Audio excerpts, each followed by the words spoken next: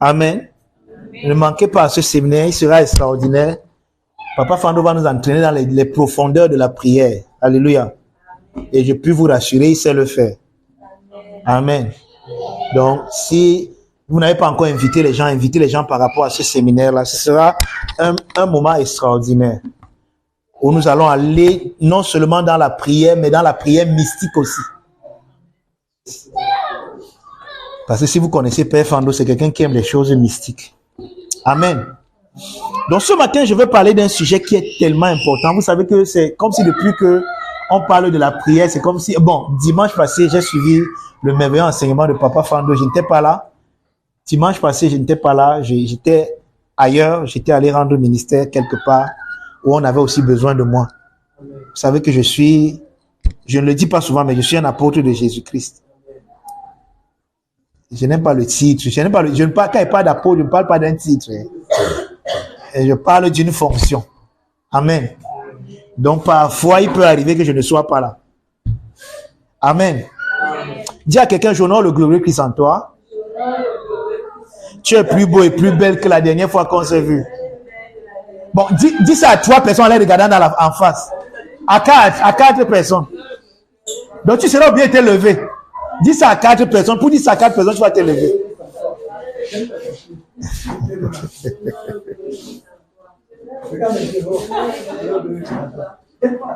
Ma femme, tu as dit à combien de personnes? Ah.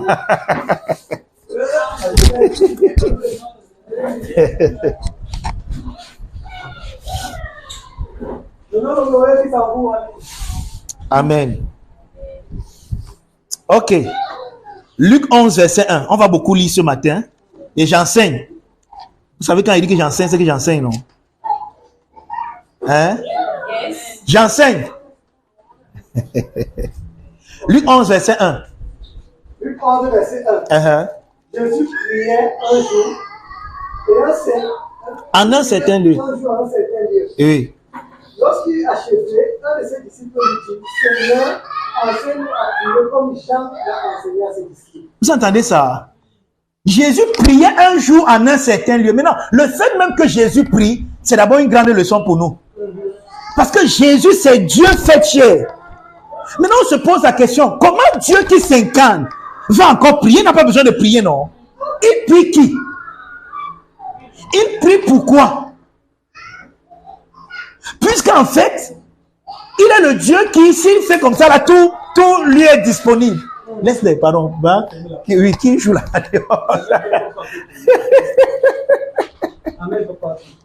Vous comprenez un peu?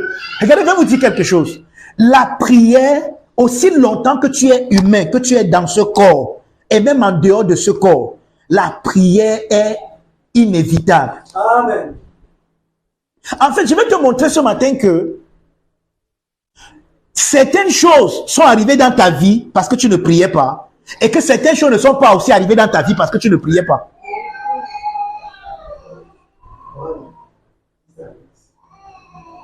C'est ce que je vais te montrer ce matin. Vous allez voir que Jésus, avant de prendre une décision importante, passait toujours un temps de prière. Toujours. Si vous lisez même les évangiles, ça c'est quelque chose qui va d'abord vous frapper. C'est que chaque fois que Jésus entrait dans une phase déterminante de sa vie, elle était précédée par un moment de dévotion et de prière intense.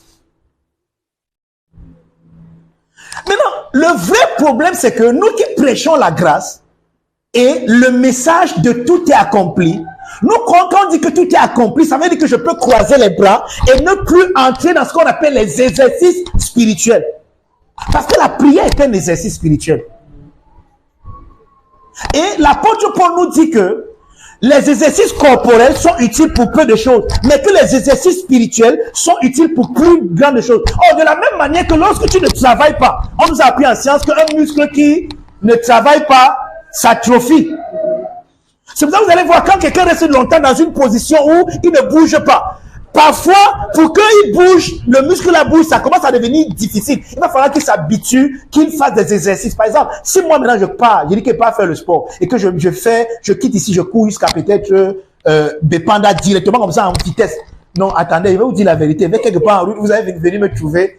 Vous allez appeler Ange qu'elle vient me mettre des perfusions quelque part. Vous comprenez un peu? Or, quelqu'un qui est habitué, qui a habitué son corps à un certain rythme peut le faire. Est-ce que vous savez que certaines personnes sont décédées d'AVC comme ça simplement à cause de sans blague? Et moi, j'ai failli avoir ça une fois. J'étais à Yaoundé et je suis allé jouer au basketball. Un samedi matin, je me suis levé avec mes amis, avec des amis, je suis allé jouer au basketball. Et je jouais un moment, ma respiration a failli s'arrêter. Je me suis couché, on m'a mis l'air. J'ai failli, le jour-là, je mourais.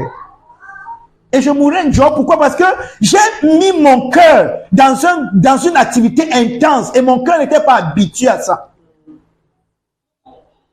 Je vous dis, ce jour-là, il fallait mourir. Un jour comme ça. Hein. Il y a des gens, vous voyez, il fait le sport, après on dit qu'il est décédé, il est mort d'AVC. Pourquoi? Parce que peut-être il a boosté son corps. Donc, les exercices se font graduellement. Donc, ici, nous voyons Jésus qui priait en un certain lieu. Et quand il a fini de prier, c'est Jésus dit que, pardon, apprends-nous à prier. Pourquoi les disciples peuvent demander de leur apprendre à prier? Eux qui sont juifs et qui savent et qui prient depuis qu'ils sont enfants. Parce qu'ils ont vu que la vie de prière de Jésus était différente. Amen. La vie de prière de Jésus était différente. Papa chéri.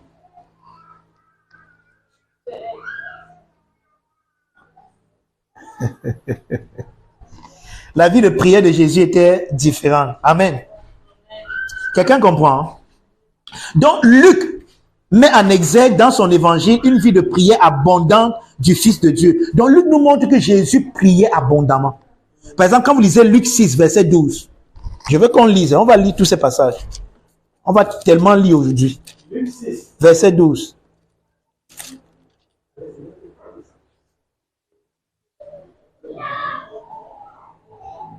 En ce temps-là, Oui, Jésus s'est rendu sur la montagne pour prier oui. et il passa toute la nuit à prier. Vous voyez ça? Hein? Jésus se rendit sur la montagne pour prier et il passa toute la nuit à prier. Et vous allez vous rendre compte que pourquoi Jésus passe toute la nuit à prier? C'est dès que Jésus descend la montagne, il va faire quelque chose qui est déterminant pour sa vie. Quoi? Choisir les disciples. Donc, pour choisir les amis avec lesquels tu vas marcher, cela doit être précédé d'un moment de prière. Mais ouais, nous parfois, on s'en fout de ça. Les gens entrent dans nos vies, ils font les dégâts et ils ressortent. Et ça, on dit que il y a des gens que quand tu pries, même Dieu va te dire que ne marche pas avec telle personne. Ne t'approche pas d'une telle personne. N'accepte pas tel contrat pour mon fils qui est un entrepreneur. Ne pars pas dans tel endroit. Dieu peut te conduire, mais si tu n'es pas sensible à l'Esprit de Dieu, il ne te conduit. Donc, Jésus ici a un moment important de sa vie. Il va choisir ceux avec qui il va marcher pendant 3 ans et demi. Mais il sait qu'il ne peut pas le faire juste en regardant que la tête de la fille, s'il me plaît, viens, tu vas marcher avec moi. Et nous, voilà donc comment nous faisons souvent. Ah, celle-ci, elle est vraiment, ces lunettes, elles sont bien, elle est bien jolie. Non, elle va marcher, elle sera mon amie.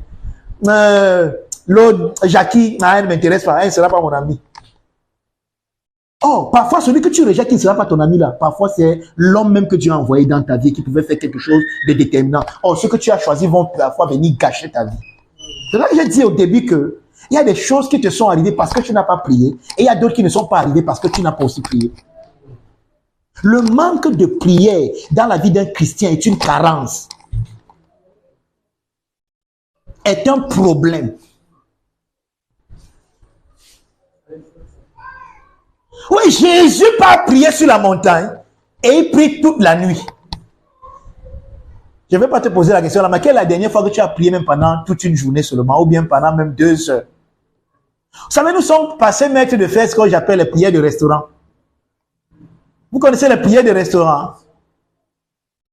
Hein? Les prières quand on prie le matin, quand on se pose, oh Père, merci pour cette journée. Vraiment au nom de Jésus, merci. Maintenant, je ne dis pas que, oui, les prières fast food, je ne dis pas qu'il n'y a pas ce genre de moment-là. Il peut arriver que tu parles à Dieu comme ça. Mais si c'est tout ça que tu as comme moment de prière et que tu n'as pas de moment de dévotion, où tu t'assois, où tu médites, où tu pries, là, il y a un problème. Hein? Quelqu'un me comprend? C'est que là, il y a un problème. Maintenant, Luc 9, verset 18. Luc nous montre que la vie de Jésus était bondée de prière. Luc 9, verset 28. Oui, verset 18.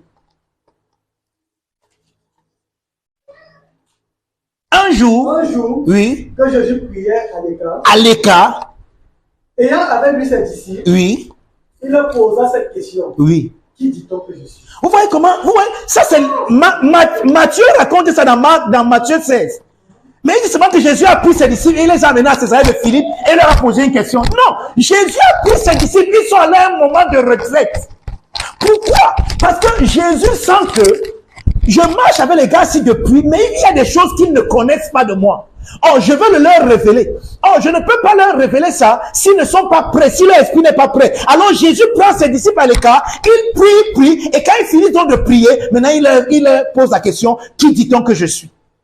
Ce n'est pas étonnant que Pierre se connecte au Père. C'est sûr que parce que dans ce moment de prière, Pierre était sérieux que les autres. C'est pour ça qu'il se connecte au Père. Jésus dit que tu es heureux, Simon, fils de Jonas. Pas c'est pas la chair et le sang qui t'ont révélé cela, mais c'est mon Père qui est dans les cieux. Et je te dis que toi, tu es Pierre. Et sur cette pierre, je bâtirai mon église. Pourquoi? Mais nous voyons que, et on dit que dès ce moment, Jésus commençait à leur faire savoir qu'il faut qu'il aille à Jérusalem, qu'il mourut. Mais pourquoi avant ça, Jésus ne peut pas le leur dire? Il y a des choses de Dieu que tu ne peux connaître qu'après un moment intense de prière. Amen. Amen. Il y a des choses que Dieu ne peut te communiquer que parce que tu as un esprit de prière. Parce qu'en ce moment-là, tu peux les recevoir. Quelqu'un me comprend? Hein? Ok. Ah. Luc 9, 28. 28. Oui. Environ 8 jours après qu'il eut dit ces paroles, Jésus prit avec lui Pierre, Jean et Jacques. Et il monta sur la montagne pour prier. Ça, c'est encore Matthieu 17. La transfiguration. Oh, Matthieu, bon, oui, peut-être Matthieu dit, mais c'était un moment de prière de Jésus. Donc, la transfiguration a eu lieu pendant que Jésus était en train de prier. Vous voyez les résultats de la prière? Luc 22, verset 39 à 45, verset 39. Luc est rempli, Luc abonde de la vie de prière de Jésus. Verset 39.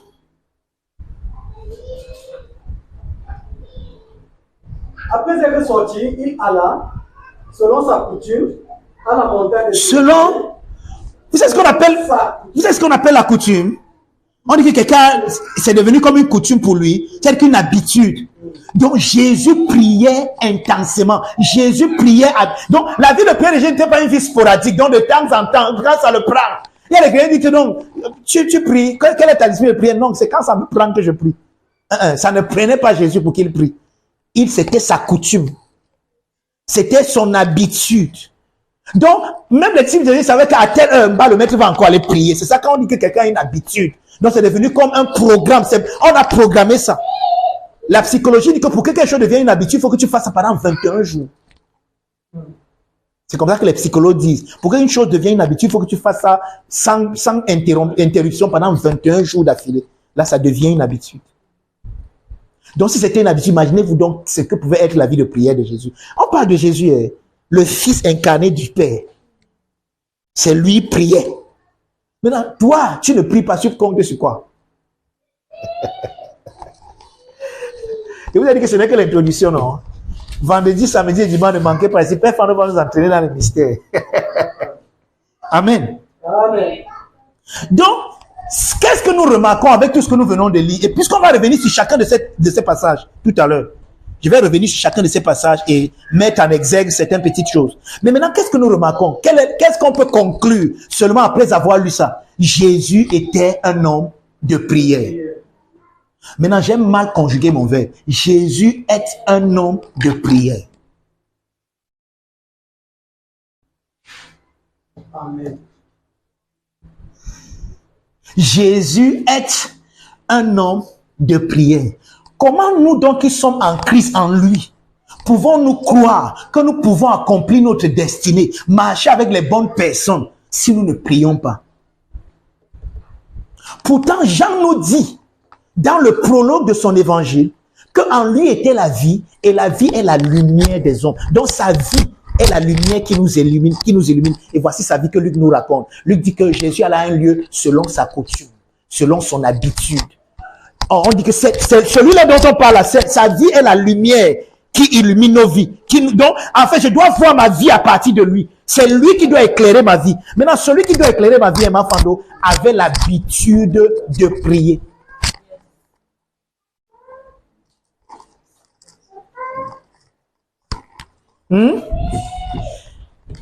Il avait l'habitude de prier.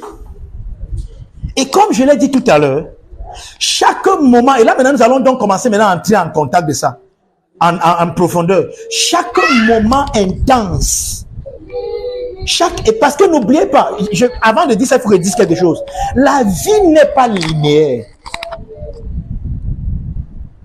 Aidez-moi à dire ça à quelqu'un. La vie n'est pas linéaire. Vous savez ce que ça veut dire, non?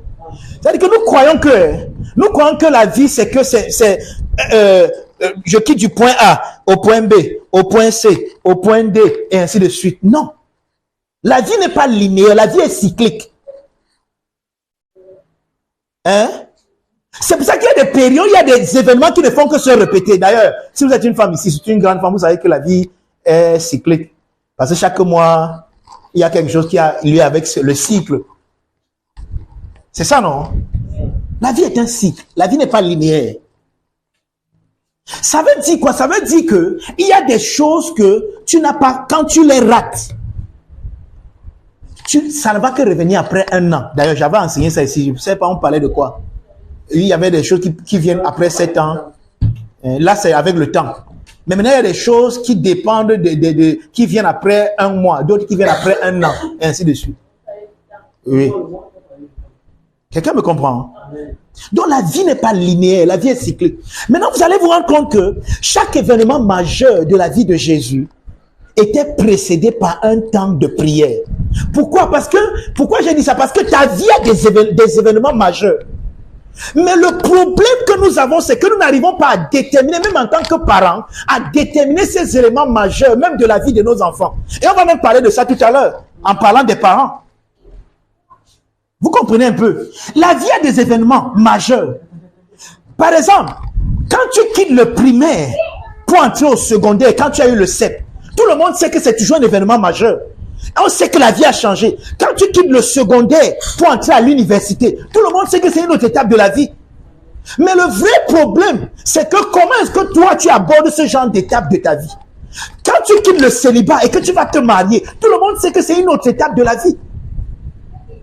Mais le problème, c'est que comment on nous a pas appris que la vie est cyclique, mais plutôt qu'elle est linéaire. Nous, on se dit que non, mais c'est normal, non. C'est le même moi qui était célibataire hier qui sera le même moi qui sera marié. Non, c'est pas le même toi. C'est un toi différent. Maintenant, tu vas t'appeler Madame Intel. Tu ne porteras même plus ton nom de jeune fille. Demandez à Maman Fando, elle va vous dire. D'ailleurs, ouais, il appelle Maman Fando. Pourtant, avant, il y a 10 ans, elle ne savait même pas, elle ne connaissait pas le nom là. J'ai bien le nom de temps, non? Il y a 10 ans. Hein? Mais il y a 10 ans, tu ne connaissais pas le nom de Fando, non? Mais aujourd'hui, tu portes ça. On t'identifie avec ça. Quelqu'un comprend? Donc, il y a des événements majeurs dans la vie d'un homme. Maintenant, regardons un peu comment Jésus gérait les événements majeurs de sa vie. Allons maintenant dans Luc 6. On a lu ça tout à l'heure, mais retournons là-bas. Luc 6, versets 12 à 15.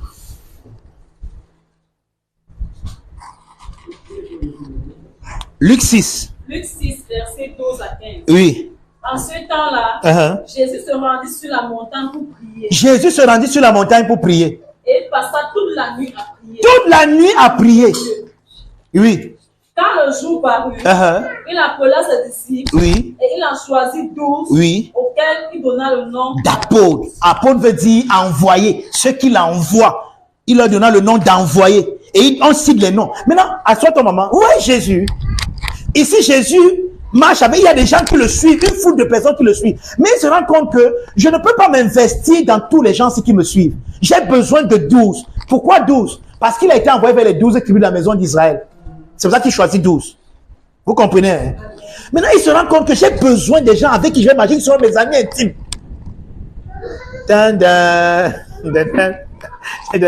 Oh, donc c'est mon ami intime. Ton ami intime. C'est de demander qu'est-ce que Dieu t'a dit de cet ami intime?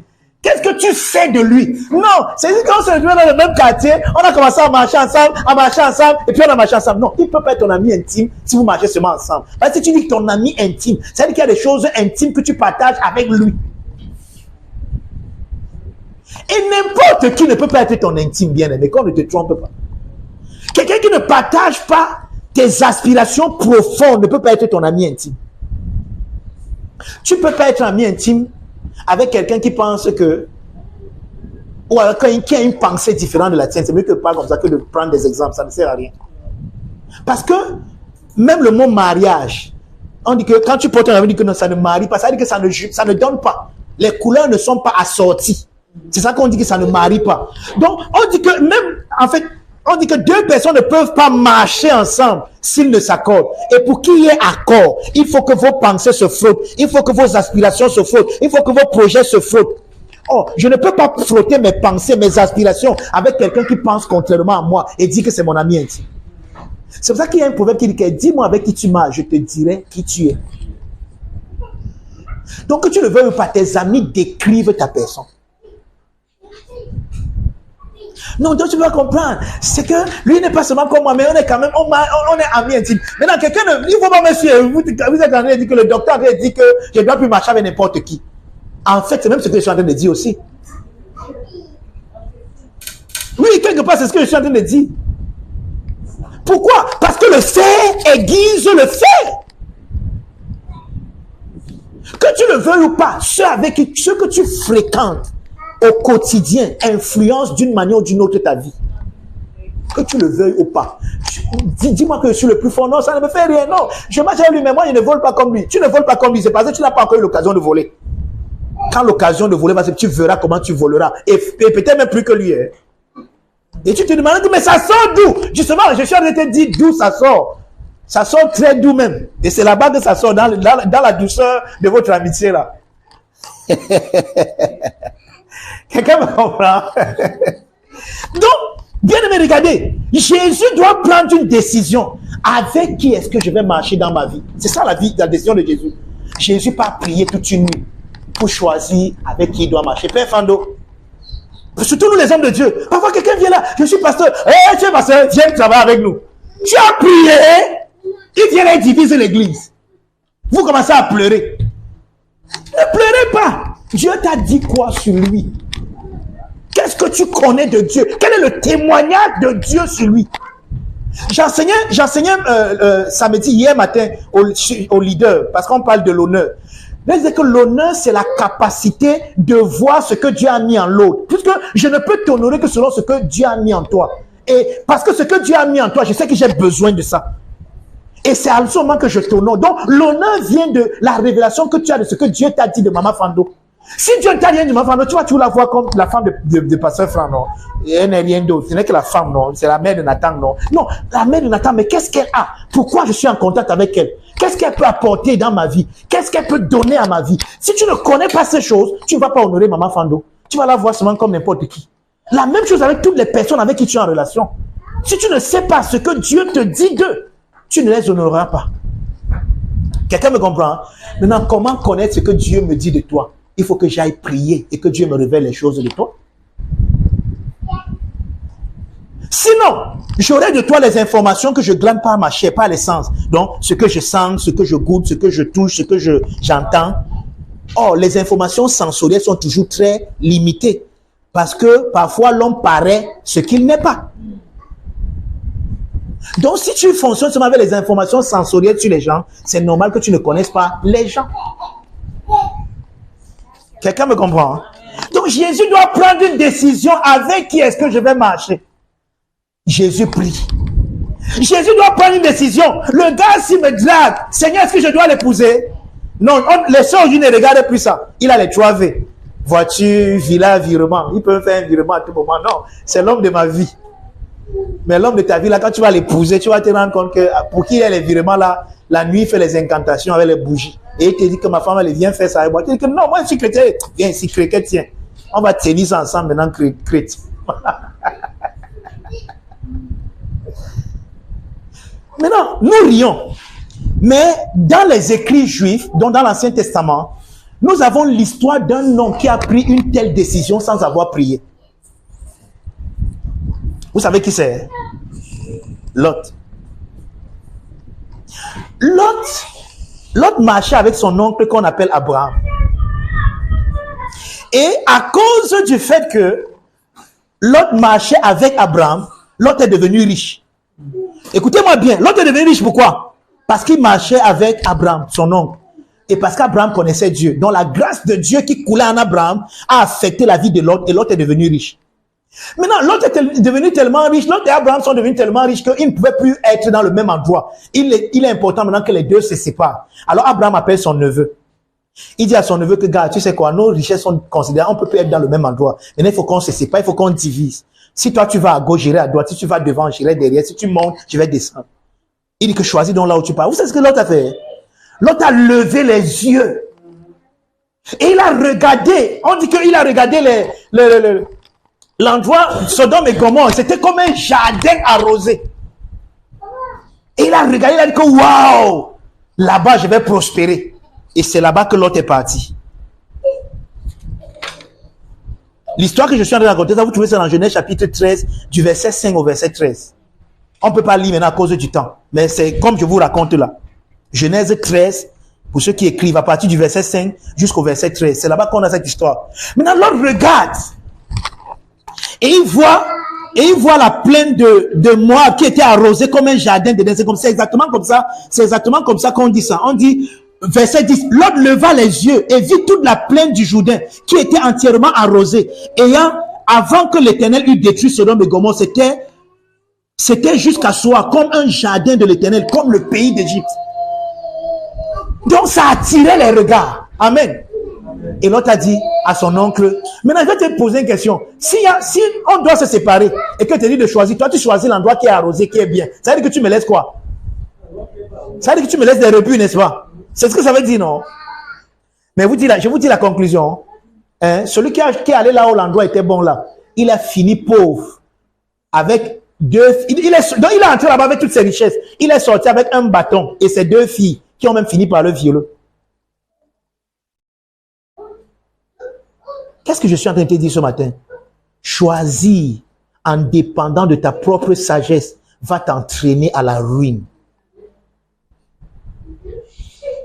Si Lot était sage, il aurait pris le temps de prier le Dieu d'Abraham, de dire, Seigneur, si je suis riche aujourd'hui, c'est parce que Abraham te connaît et il m'a enseigné à te connaître. Parce que Lot connaissait le Dieu d'Abraham. Comment je sais? Quelqu'un va me poser la question, mais comment tu sais que Lot connaissait le Dieu d'Abraham? Lisons 2 Pierre 2, verset 7 à 8. Quand Lot arrive à Sodome et Gomorrhe, qu'est-ce qui se passe de Lot? Écoutez ce que Pierre nous dit de Lot. 2 Pierre 2, verset 7 et 8. 2 Pierre 2, verset 7 et 8. Vous êtes là? Qu'est-ce qu'on nous dit là-bas, Père Fando? Et s'il a délivré le juste Lot. Écoutez, on dit que Lot était juste. Vous comprenez? L'autre c'était injuste. Et quand on dit de quelqu'un dans l'ancienne alliance qu'il était juste, c'est qu'il avait une relation avec Dieu. C'est ça, injuste. Tous ceux qui avaient une relation avec Dieu étaient justes. Comment l'autre a une relation avec Dieu? Par son oncle Abraham. Oh, maintenant son oncle lui dit choisis une période fastidique de sa vie. Je dois faire un choix. Qu'est-ce que je dois faire? Je fais comme Jésus, je m'en vais prier. Si l'autre avait prié, il devait parler là où il est parti. Mais maintenant, quand il est arrivé là-bas, écoutez ce qu'on nous dit. Oui, s'il a délivré l'autre de la conduite sans frein dans leur dissolution. Car, verset 8, tourmentait journellement son âme juste à cause de ce qu'il voyait et entendait de leurs œuvres criminelles. Il tourmentait son âme. Il disait que ouais, qui m'a envoyé ici. Et il devait supporter les criminalités de ces gens. Lui qui était juste, là-bas on ne prie pas Dieu, il fallait qu'il prie Dieu, fait comment? Lui qui aimait, je sais pas moi, la dévotion, là-bas on ne peut pas louer le Seigneur. Lui qui ne mentait pas, il vit autour des menteurs. Et son âme était tourmentée. Mais je vais vous poser la question, qui l'a envoyé là-bas? C'est lui-même. Pourquoi? Parce qu'il n'a pas prié avant de faire ce choix fastidique.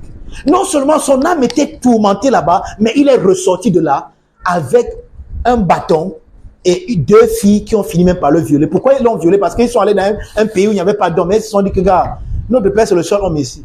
Et si nous on meurt là maintenant, on n'a pas de descendance, c'est comment on fait? Elles ont fait boire leur père. L'une est allée la coucher avec son père, elle est tombée enceinte. L'autre est allée là, et bizarrement, les enfants de l'autre là sont devenus les satans du peuple d'Israël. Les Moabites. Vous avez entendu parler des Moabites dans la Bible. C'est les enfants de l'autre là, avec ses filles. Et les Moabites qui étaient devenus les ennemis du peuple d'Israël. Donc du peuple d'Abraham, son oncle. Qu'est-ce que je suis en train de te dire ce matin, bien-aimé? La prière peut t'éviter de faire l'erreur de l'autre. De faire des faux choix dans ta vie. De choisir de façon erronée. De marcher avec les mauvaises personnes. De te retrouver au mauvais endroit, au mauvais moment, avec les mauvaises personnes, faisant la mauvaise chose. Parfois, les gens vont en prison parce qu'ils sont retrouvés au mauvais endroit. Ils n'ont rien fait. On est venu là, on a pris tout le monde. Allez, tu étais aussi avec. Tu étais là, on t'a trouvé là-bas. Oh, quand tu pries parfois, Dieu peut te dire que mon fils quitte ici. Lève-toi d'ici, va. Et pendant que tu pars, c'est là que tu te rends compte qu'après ça, il y a eu une rafle là-bas. Mais l'Esprit de Dieu t'avait déjà dit, pars. C'est ce qui s'est passé avec le peuple d'Israël. Quand le roi là a encerclé Israël, et Jésus lui avait dit, quand vous allez voir Jérusalem encerclé par les armées, fuyez. Quand avant Titus, l'autre qui est devenu empereur après, a encerclé cet endroit, quand les Juifs ont vu ça et qu'il est parti pour être empereur, ils ont entendu ce que Jésus leur a dit, ils sont partis au mont Péla. Mais quand Titus est revenu pour encercler, personne ne pouvait plus sortir. Et tous ceux qui étaient là sont morts. Quelqu'un me comprend? Donc, il y a des décisions que tu dois prendre dans ta vie, mais avant de les prendre, tu dois aller prier. Et quand il dit prier, ce n'est pas ce qu'il dit que, oh Seigneur, je te prie, oh papa, fais quelque chose. Oh, parce que nous, on dit, c'est qu'on sait prier, c'est que, oh, donne-moi, je m'appelle Dieu donné, donne-moi, je m'appelle Dieu donné, donne-moi, si tu ne me donnes pas, pardonne-moi, avant de me donner, mais après, donne-moi. Le genre de prière, c'est des prières de dévotion, où tu dis, Seigneur, je te donne mon cœur. Mais voici, je veux marcher avec Alex. Si tu sais que mon amitié avec Alex ne va pas apporter quelque chose de bien, de glorieux dans ma vie, Seigneur, éloigne-moi d'elle. C'est le genre de prière là. Seigneur, sépare-moi d'elle. Fais qu'on se sépare. Mais pas qu'on soit des ennemis, mais qu'on ne marche pas ensemble. Je ne peux pas marcher avec quelqu'un qui ne te craint pas. Parce qu'elle peut m'affecter négativement. C'est le genre de prière là. Oh Père, je m'abandonne à toi. J'ai envie d'aller au Canada, mais si tu veux que j'aille à Bipindi Lolodov, Père, dis-moi, c'est là-bas que j'irai. Et là-bas, je serai heureux parce que c'est là-bas que tu veux que j'aille. C'est le genre de prière. On appelle ça les prières de dévotion, où tu déverses ton cœur devant Dieu. Où tu acceptes d'être ce que Dieu dit que tu es. Quelqu'un me comprend? Mais parfois, nous faisons des choix importants de notre vie et nous faisons exactement comme l'autre. Et après ça, c'est ce genre d'amitié, ton âme est tourmentée. Imagine-toi que tu marches avec une amie, chaque fois que tu parles à la voix, quand tu rentres de là, tu te sens vide. Parce qu'elle va prendre le nom de tel ami, mettre à terre, décortiquer. Prendre le nom de telle personne, mettre à terre, décortiquer. Toi, tu vas essayer de dire que, ouais, ne parle pas, elle va là-bas. Tu aimes trop faire ça, tu vas dans les églises. Et par exemple, je ne pas dans les églises. Je te dis la vérité, c'est comme ça qu'elle est. Après, toi, tu vas te dire que oui, c'est même vrai. Tu ne sais pas à quel moment tu as commencé aussi à parler. Mais bizarrement, comme c'est ton ami, le lendemain encore, c'est elle maintenant qui vient chez toi, après c'est toi qui pars chez elle. Et marcher avec une telle personne intoxique ton âme. Il y a des intoxiqueurs d'âme. Quelqu'un me comprend? Mais comment faisons-nous pour éviter ce genre de personnes? La prière. Dis à quelqu'un, la prière va te donner d'éviter les mauvaises personnes. Amen. Donc, notre vie n'est pas linéaire, comme je le disais tout à l'heure, un fleuve tranquille. C'est ce qui est faux et erroné. Si la vie était linéaire comme nous le croyons, il n'y aurait pas de place pour l'apprentissage. Car toute maîtrise est tributaire d'un cycle qui se répète et non d'une ligne qui continue. Par exemple, l'autre jour, j'étais en train de conduire, quelqu'un m'a appelé, j'ai décroché le téléphone, j'étais en train de conduire, j'étais fier jusqu'à... Et j'étais en train de causer au téléphone, et pendant que je conduisais. Je vous dis la vérité qu'il y a de cela juste peut-être 3 mois, quand mon téléphone sonnait, même regarder le téléphone, en regardant là, je peux penser que je vais cogner l'obstacle. Maintenant, qu'est-ce qui est en train d'arriver? Plus je conduis, plus je maîtrise la conduite. C'est un cycle. Plus tu injectes les gens, plus tu maîtrises le domaine de l'injection. Mais la preuve que tu as injecté, tes mains tremblaient. Au lieu de piquer la veine, tu as même piqué à côté. Mais au fur et à mesure que tu le fais, maintenant tu sais même comment. Parfois, même tu peux en train de bavarder, tu as déjà vu la veine, tu peux en train de bavarder, tu piques et ça rentre dans la veine directement. Pourquoi tu as cette maîtrise maintenant? Parce que ça s'est répété. Il n'y a pas de maîtrise sans la répétition. C'est la répétition qui te donne d'avoir la maîtrise. Quelqu'un comprend? Donc la vie n'est pas linéaire, elle est cyclique. Il y a les événements qui se répètent et qui te donnent. Donc ce que je suis en train de dire, c'est quoi? Tu peux avoir hier pris les fausses décisions. Maintenant, tu peux t'ajuster. C'est ce que je suis en train de dire ce matin. Tu peux rectifier le tir. Maintenant, quand quelqu'un veut entrer dans ta vie, tu peux dire que c'est même qui ici? Seigneur, parle-moi de Jackie. Elle veut entrer dans ma vie, c'est qui Jackie? Je vous dis quelque chose. Tout ce que j'appelle mes filles, je peux vous dire ce que Dieu pense d'eux. Je suis sérieux. Tout. Je peux vous dire ce que Dieu pense d'eux. Je peux vous dire ce que Dieu m'a dit de chacun. Eux-mêmes, ils ne savent pas parce que je ne leur dis pas. Hein?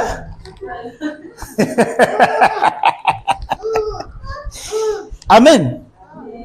Quelqu'un me comprend?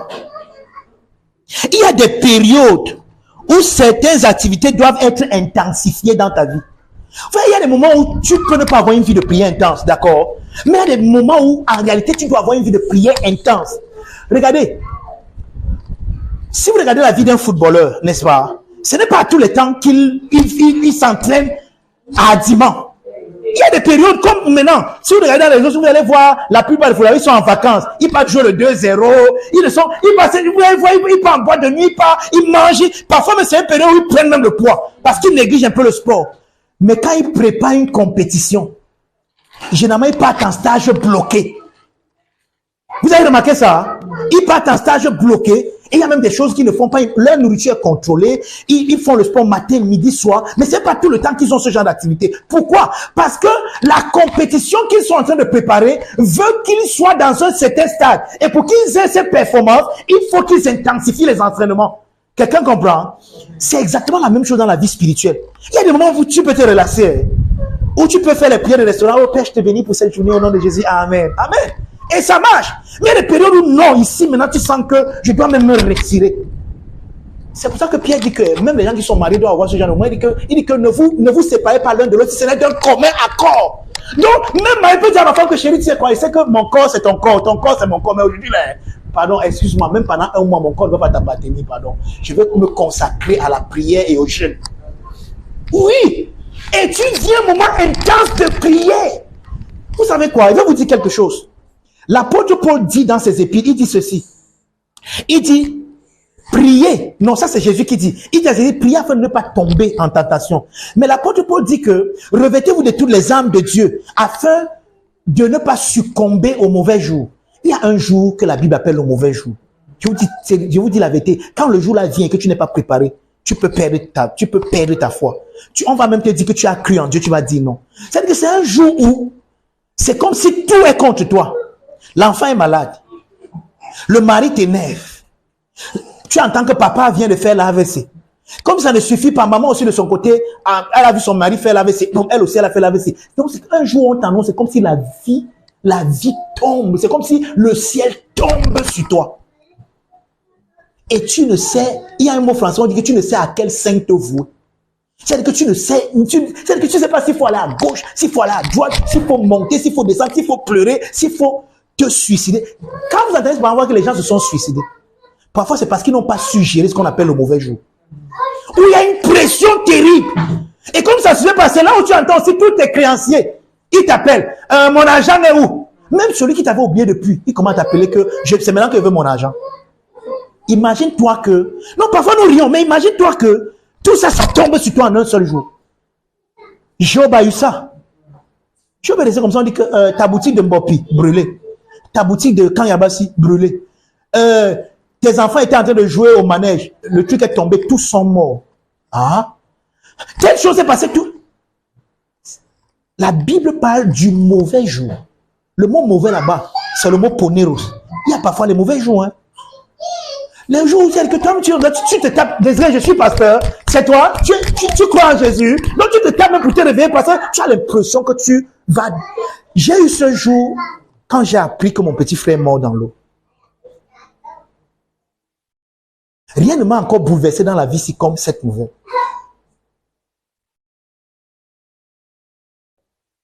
Je suis resté comme ça, je me suis dit, Seigneur, tu es où?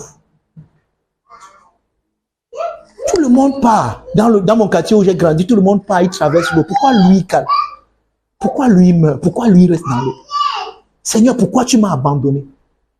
Je vous dis, parfois même pleurer vous dépasse. Ce n'est pas un jour, même les pleurs, en fait, dans le livre d'Apocalypse, on dit que les hommes diront même à la montagne que montagne, pardon, écrasez-moi à la montagne, elle dit que je te tue. Donc, c'est le jour où tu appelles même la mort, tu dis que moi, pardon, prends-moi maintenant. Même la mort dit que je ne te prends pas. Tu vas vivre ça. Vis le mauvais jour là. Tu vas supporter ça.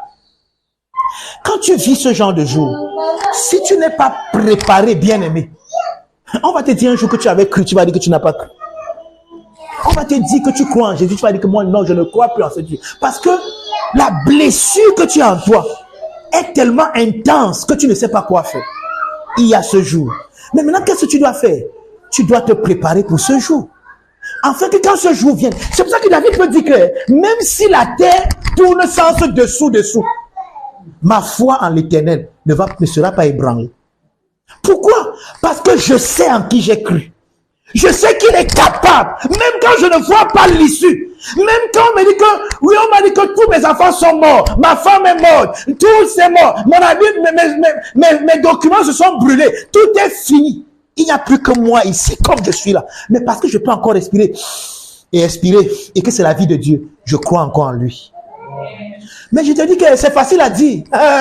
C'est trop facile à dire. Mais quand il faut vivre ce jour, bien aimé, si tu n'es pas préparé, je te dis la vérité, c'est toi qui vas dire que tu vas aller suivre chocolat, tu as dit que les ancêtres ont fait quoi? Je crois en tes ancêtres là maintenant. Chocolat des filles. C'est la star maintenant des réseaux sociaux. Quelqu'un me comprend? Donc, la prière te prépare pour ce genre d'événement.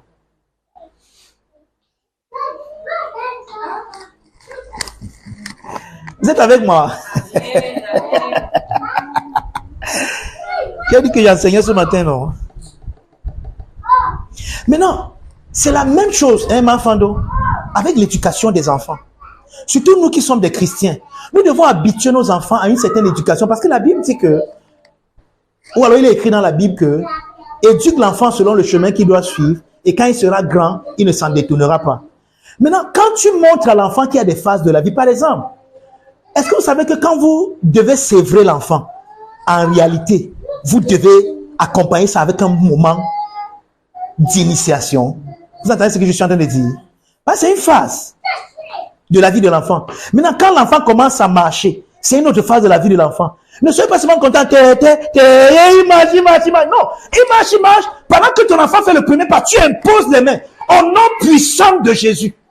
Pendant que tu es dans la phase où tu ne rampes plus, où tu marches maintenant debout comme les hommes, je déclare que rien ne va plus t'amener au sol. Tu vas marcher debout, non? Vous devez prier pour vos enfants. Chaque phase de la vie de l'enfant doit être accompagnée d'un rite de prière intense. Vous lui imposez les mains. Comme tu marches là, personne ne va pas te faire tomber. Tous les embûches dans ta vie sont renversés au nom de Jésus. Les pieds qui seront là, tu vas seulement monter dessus et aller plus loin. Priez pour lui comme ça. L'enfant veut commencer l'école.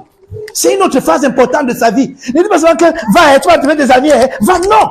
Imposez-lui les mains. Père, mon enfant commence une autre phase de sa vie. Il s'en va maintenant, il ne va plus seulement rester dans le cadre ici, où il a appris à marcher. Il va aller rencontrer d'autres enfants. Et parfois, les enfants des sorciers là-bas. Parfois, les enfants, donc, Père, je prie pour mon enfant. Cette phase-ci sera une phase bénie de sa vie. Au nom puissant de Jésus. Chaque phase de la vie de l'enfant doit être accompagnée d'un rite d'initiation. Amen. Amen. Amen. L'enfant part faire le CEP. C'est la première fois de sa vie qu'il affronte un examen officiel. Je m'en vais, je prends mon enfant. Maintenant, tu sais, tu t'en vas faire un examen. C'est le premier examen de ta vie. Dans ce pays, si on dit que les gens fréquentent pour rien, toi, tu ne fréquentes pas pour rien.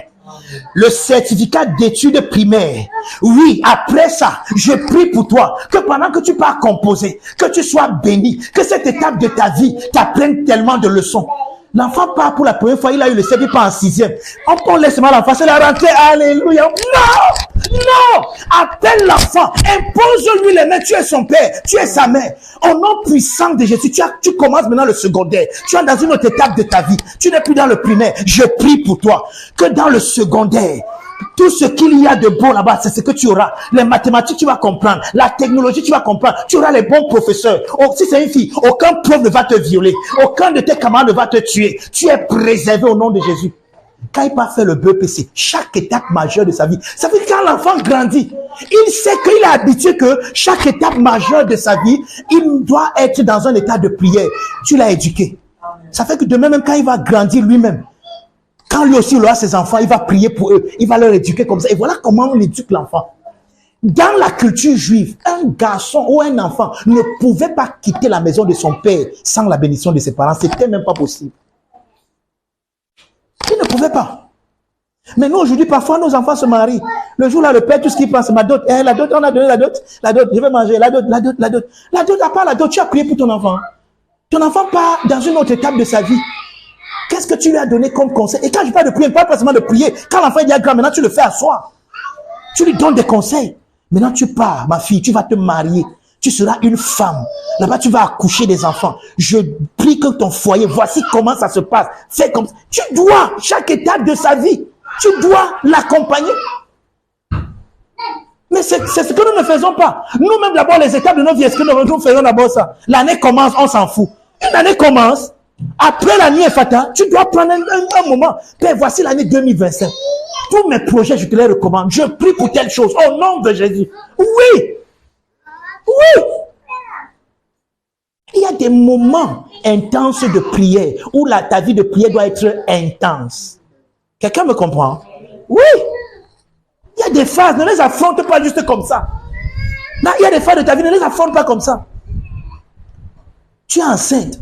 Pourquoi les musulmans sont si accrochés à leur religion? Je vous dis pourquoi. Même quand les mamans musulmanes sont enceintes, il y a des rites qu'elles font de grossesse. Parmi ces rites-là, elles imposent les mains à l'enfant et récitent certaines sourates.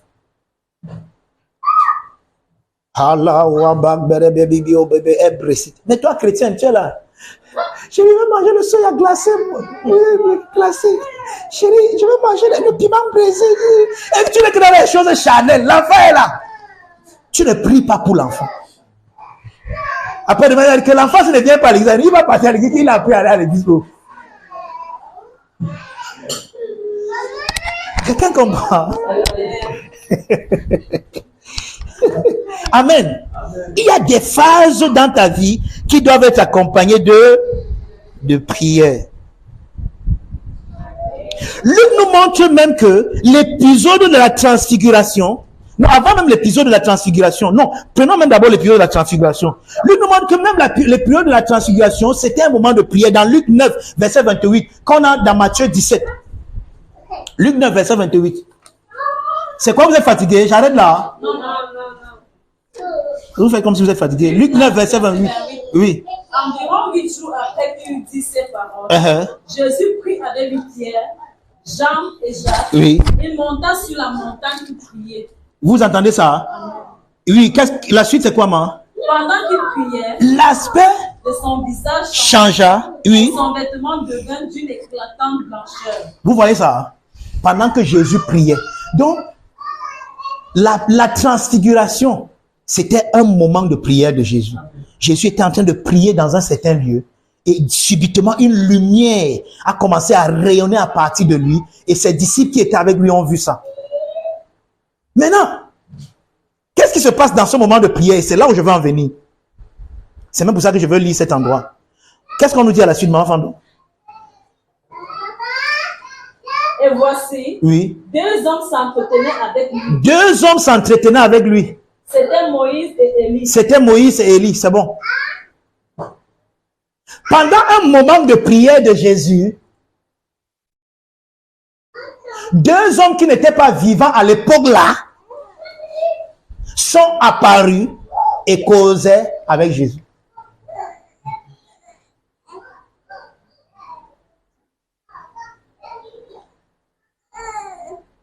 Nous ici, nous croyons ce que nous appelons la communion des saints. C'est avec moi la communion des saints. La communion des saints. La communion des saints, je vais expliquer ça très simplement, c'est que nous croyons que, comme Maman Fando elle croit en Dieu, même si elle se relocalise maintenant, ça n'affecte pas le plan que Dieu avait pour elle sur cette terre. Parce que, étant membre d'une seule église, que ce soit ceux qui sont relocalisés comme ceux qui sont vivants, nous sommes membres d'un seul corps. Mais dans ce corps-là, il y a les gens qui ne sont pas vivants sur cette terre, mais qui sont vivants dans le corps. Et comme nous vivons dans le corps en Christ, alors nous sommes en contact avec ces gens.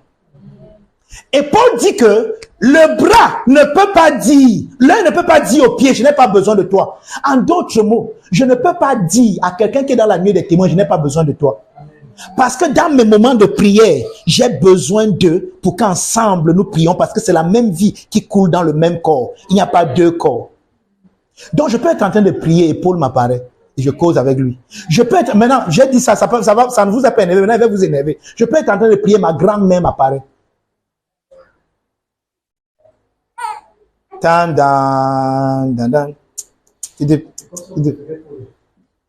Ah, c'est que vous préférez Paul, n'est-ce pas?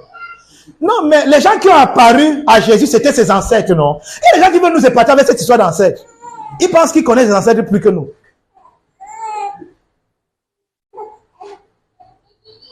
Mais c'est faux.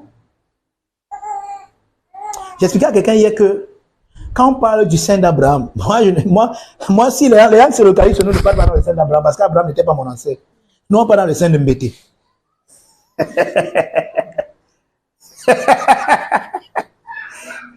Ou d'autres iront dans le Saint de Mangouan. Je vous dirai, n'est-ce pas? En fait, ce que je veux dire, c'est quoi? C'est que dans tes moments de prière, même quand tu ne le sais pas, tu n'es pas seul. Allez, c'est quoi? Je sais qu'il dit t'as énervé. Pourquoi le tigre peut fendre au-dessus?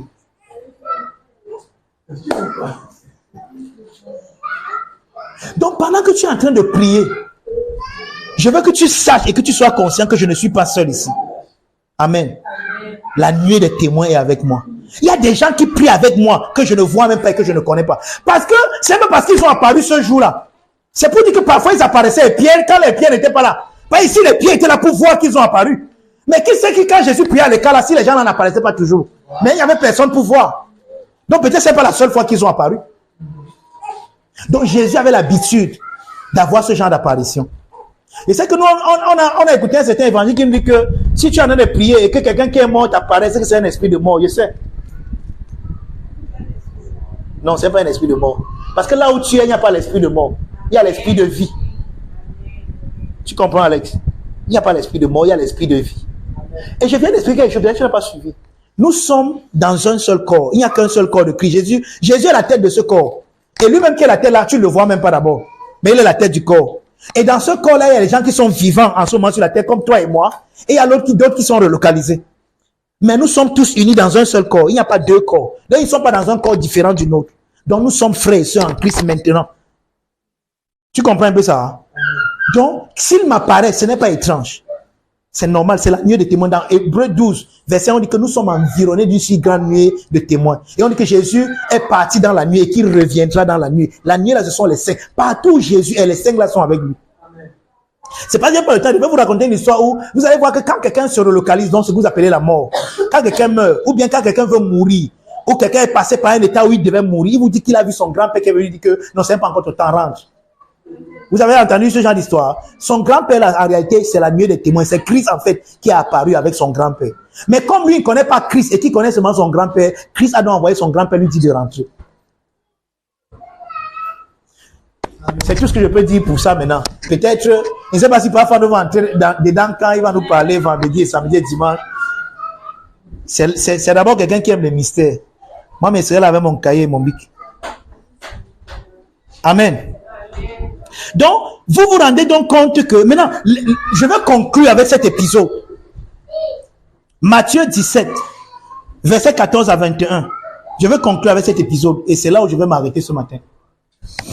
Vous êtes déjà fatigué, n'est-ce pas? Matthieu 17, quelqu'un peut m'aider à lire?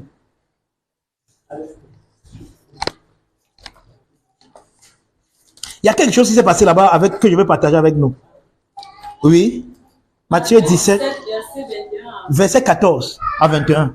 Verset 14 à 21. Oui. Lorsqu'il fut arrivé près de la foule, un homme vint se jeter à genoux devant Jésus et dit... Vous savez ce qui vient de se passer, non? Je mets dans le contexte avant que tu continues. Jésus a pris ses 3 disciples qu'il aime, bon, il ne dit pas qu'il n'aimait pas les autres. Enfin, il a pris, parce que dans les relations, il y a les relations. Il a pris ses disciples préférés, Jean, Jacques, et puis Pierre, Jean et Jacques. Il les a amenés à la montagne. Pendant ce temps, les autres étaient sur la montagne. Et quand ils étaient là-bas, il y a un homme qui est venu avec son fils qui était épileptique. Et il a demandé aux disciples, il a dit que bon, quand vous marchez avec le type qui guérit les gens, la guérissez aussi. Les gars ont prié. Ils ont prié. Ils ont prié. L'épilepsie n'est pas finie. Alors Jésus descend donc. Il voit la foule entourer ses disciples. Il dit que, mais c'est quoi, il y a quoi ici? Le gars, il avait pu penser qu'on voulait dire lécher ses apôtres. Donc il descend et il dit que, c'est quoi? Donc voilà un peu le contexte. Lis maintenant, maman. Lorsqu'il fut arrivé près de la foule, un homme vint se jeter à genoux devant Jésus et dit, Seigneur, aie pitié de mon fils qui est lunatique. Et le lunatisme, c'était la maladie où les gens, à l'époque de la Bible, croyaient que c'est la lune qui cause. Donc, ils pensaient que c'est à cause de la lune que les gens tombaient l'épilepsie. C'est pour ça qu'on appelle ça, les gens qui tombent l'épilepsie, on appelle les lunatiques. Oui. Et qui souffrent cruellement. Ils tombent souvent dans le feu et souvent dans l'eau. Je l'ai amené à tes disciples et ils n'ont pas pu le guérir.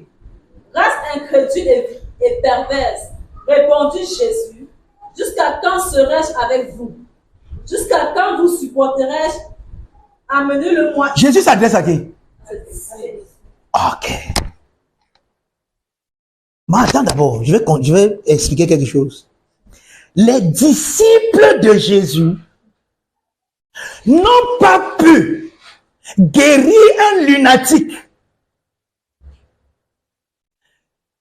Et Jésus descend de la montagne de transfiguration et il voit la situation. Maintenant, comme c'est un mauvais mec, il ne dit même pas que non, il y a un dernier secret.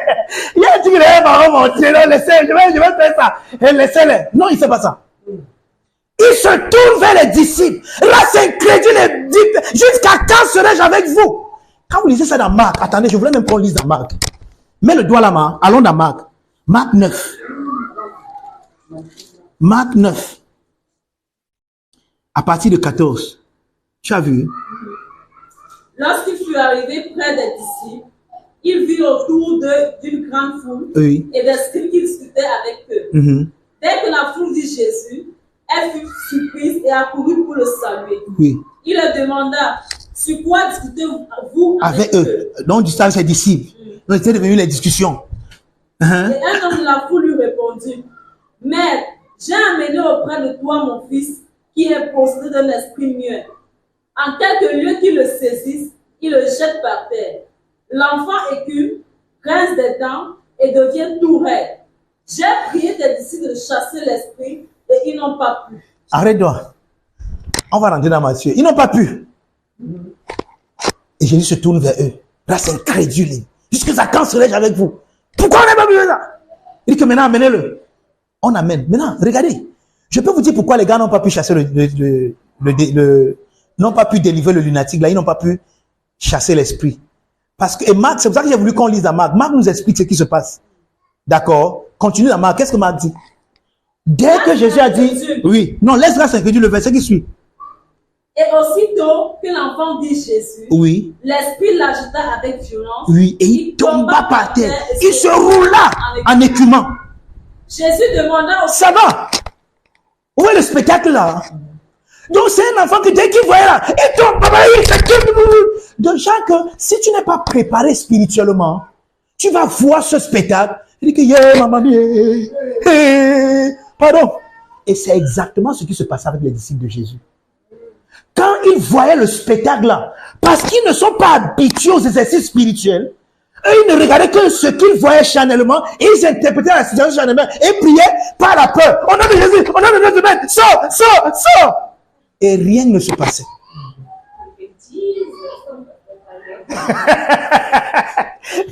Il y a des gens qui croient qu'il faut dire ça plutôt au nom de Yahshua Mashiach. Ce n'est pas l'intonation du nom qui a la puissance. Bon, ne me faites pas entrer dans le séminaire. C'est pas moi qui fais le séminaire. Ah, le séminariste. Quelqu'un me comprend? Donc, les disciples, ce qu'ils voyaient, les remplissaient de peur et ils avaient peur. Quand tu pries par la peur, ce n'est plus une prière. Toute prière qui est faite par la peur n'est pas une prière. Parce que la prière doit être faite par la foi, la confiance en Dieu et non par la peur. Maintenant, ma femme doit continuer. Oui, continue dans Marc. Jésus demanda au Père. Combien y a-t-il de temps? Le temps que cela lui arrive depuis son enfance, répondit-il. Et souvent l'esprit l'a jeté dans le feu et dans l'eau pour le faire périr. Mais si tu peux quelque chose, viens à notre secours, aie compassion de nous. Jésus lui dit, si tu peux, tout est possible. Voyez comment Jésus dit, tout est possible à celui qui croit. Aussitôt, continue. Aussitôt, le père de l'enfant s'écria, je crois, viens au secours. Viens au secours de mon incrédulité. Maintenant, regardez. Même le verset 6 nous donne un autre secret. Continue Jésus, voyant accourir la foule. Arrête-toi. Vous savez que un démon peut vous déranger ici. Quand vous êtes entre vous 2 à 2. Mais quand la foule vient et que tu n'arrives pas à faire ça, la peur double. La peur augmente. C'est ce qui est arrivé avec les disciples de Jésus. C'est pour ça que quand Jésus a vu accourir la foule, il a menacé, allez, out. C'est ça, non? Maintenant, rentrons dans Matthieu. Rentrons dans Matthieu 17. Verset 19. Alors, les disciples s'approchèrent de Jésus et lui dit en particulier. Ça, c'est maintenant un lieu secret. Donc maintenant, la foule est partie. Maintenant, les disciples sont venus voir leur maître. Pourquoi n'avons-nous pu chasser ce démon? Pourquoi on n'a pas pu chasser ce démon? Qu'est-ce que Jésus répond? C'est à cause de votre incrédulité. C'est à cause de votre incrédulité. Le mot incrédulité, ça vient du mot grec apistis, qui veut dire le manque de confiance en Dieu, le manque de foi en Dieu, le fait que vous ne dépendez pas de Dieu, le fait que vous ne vous reposez pas sur Dieu. Continue.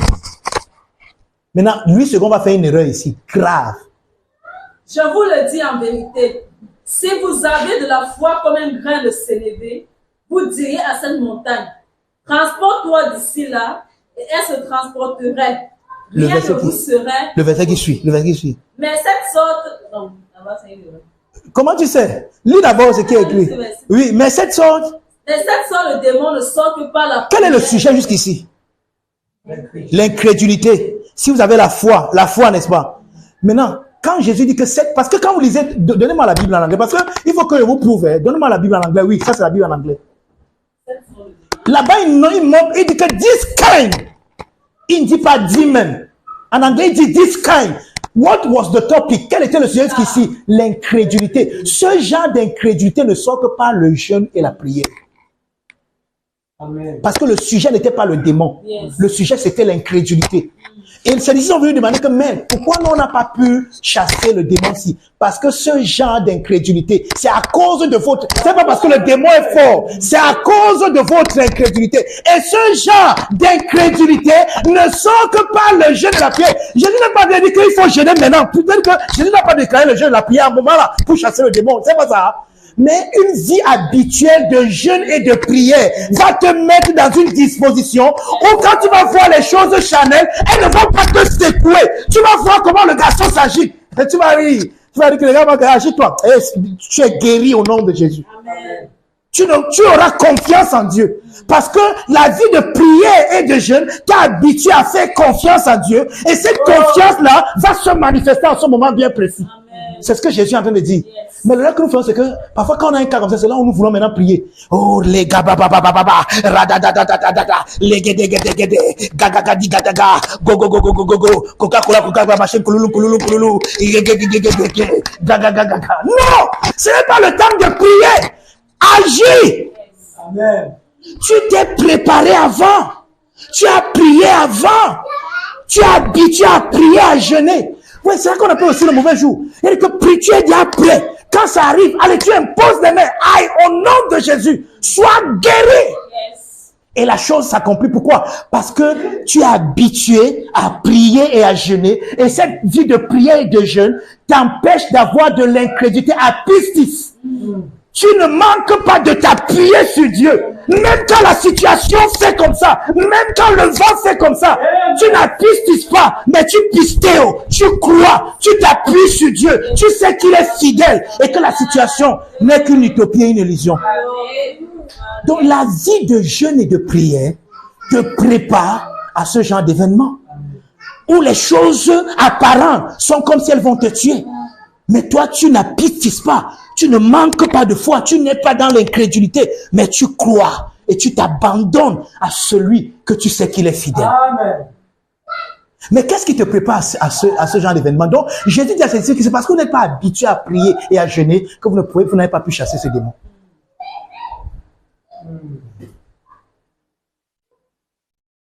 Jésus nous dit que il y a des situations dans la vie qui paraissent comme si elles viennent faire un genre. Et elles réussissent à nous renverser parce que nous ne sommes pas habitués à prier et à jeûner. Mais docteur, nous sommes sous la grâce, non? Est-ce qu'on a encore besoin de prier et de jeûner? Oui. Amen. Oui. Parce qu'il y a certaines situations qui viendront. Si tu n'es pas habitué à prier, à jeûner, tu vas à pistis. Tu vas voir son frère de que, est-ce que Dieu est encore avec moi? C'est ce que Dieu m'a abandonné depuis. Si Dieu était avec moi, pourquoi alors? Pourquoi alors? Mais quand tu es habitué à jeûner, à prier, tu vois cette situation, tu ris. Maroun talagada. Hey, non, elle dit que tu commences à sauter, tu es fier. Elle dit que tu es fier même du problème.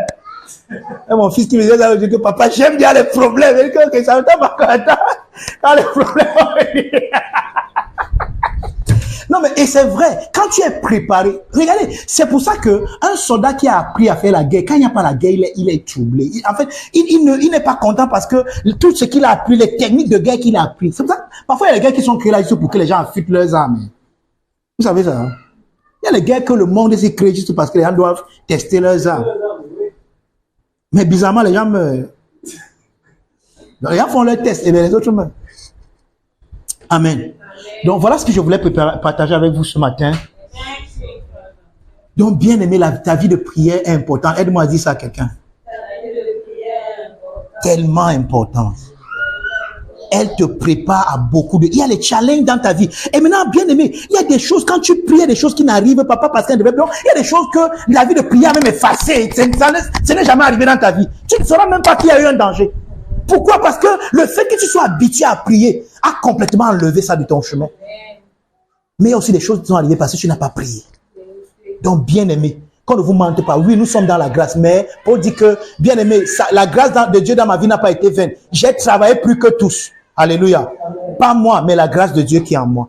Donc, la grâce de Dieu, le charisme de Dieu, le charisme de Dieu en toi doit faire de toi un homme, une femme de prière. Quand tu pries comme ça, tu secoues même les voisins. Si ton voisin est même sorcier, il comprend que non, il y a quelqu'un qui habite là-bas quelque part.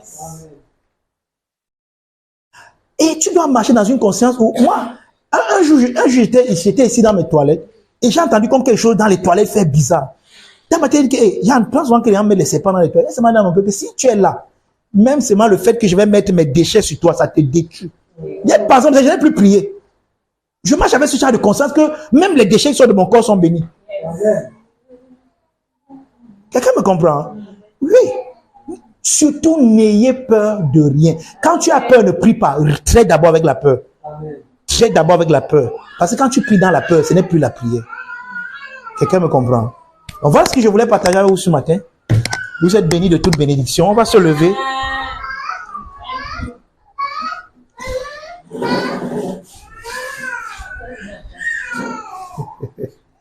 Tu vas te mettre debout.